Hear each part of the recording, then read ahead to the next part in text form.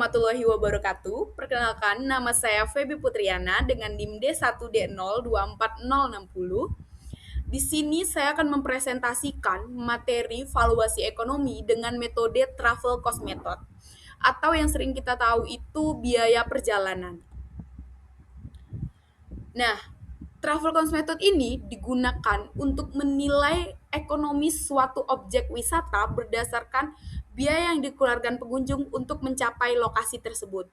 Nah, data ini diperoleh melalui sampling dan dianalisis untuk menghitung rata-rata biaya perjalanan, komponen biaya konsumsi, dan transportasinya, serta nilai ekonomi tahunan berdasarkan total kunjungan.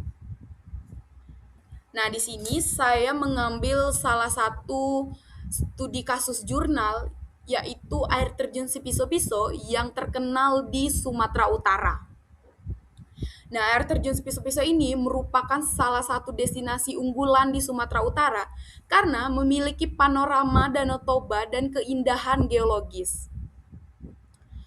Berdasarkan metode yang digunakan pada kasus studi jurnal ini yaitu metode travel cost method dan memakai metode willingness to pay atau yang kita tahu itu WTP. Ini diperoleh bahwa objek wisata ini memiliki nilai ekonomi yang dipengaruhi oleh jumlah tahunan, biaya perjalanan, frekuensi kunjungan, serta tingkat kesediaan pengunjung membayar untuk peningkatan fasilitas.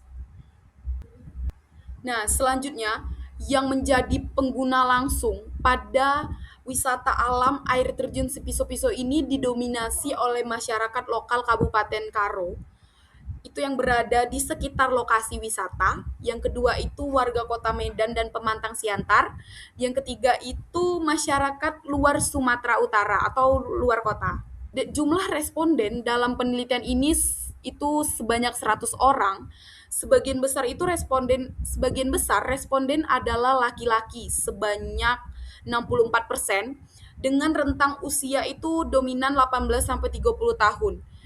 Tingkat pendidikan responden ini didominasi oleh lulusan SMA dengan pekerjaan responden mayoritas berasal dari wira swasta, pegawai swasta, serta pegawai negeri. Nah, mengapa sih orang-orang memilih objek wisata air terjun Sipiso-Piso ini? Itu yang pertama alasannya karena keindahan landscape-nya yang unik. Di sini alamnya itu masih asri dan cocok untuk healing. Yang kedua itu tempat rekreasinya. Dan tiga itu akses yang relatif mudah.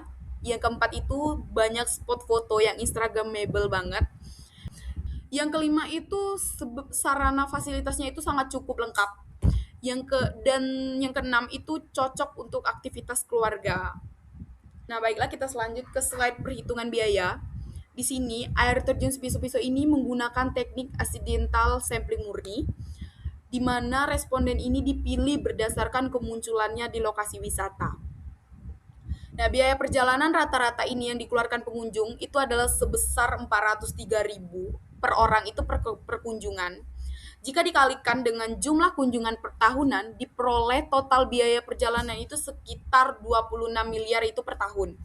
Nah, rata-rata kesediaan membayar pengunjung itu adalah 18.600 per orang, sehingga total WTP-nya mencapai 1,22 miliar per tahunnya.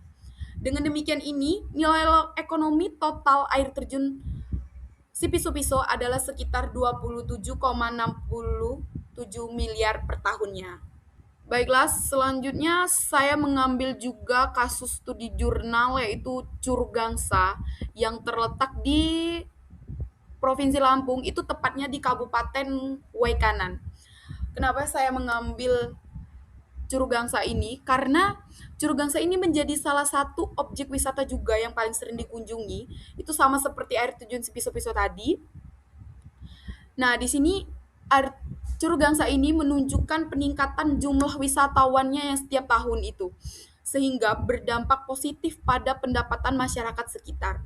Nah, di sini juga lokasinya sangat strategis karena dekat dengan Jakarta dan berada di jalur penghubung Lampung dan Sumatera Selatan.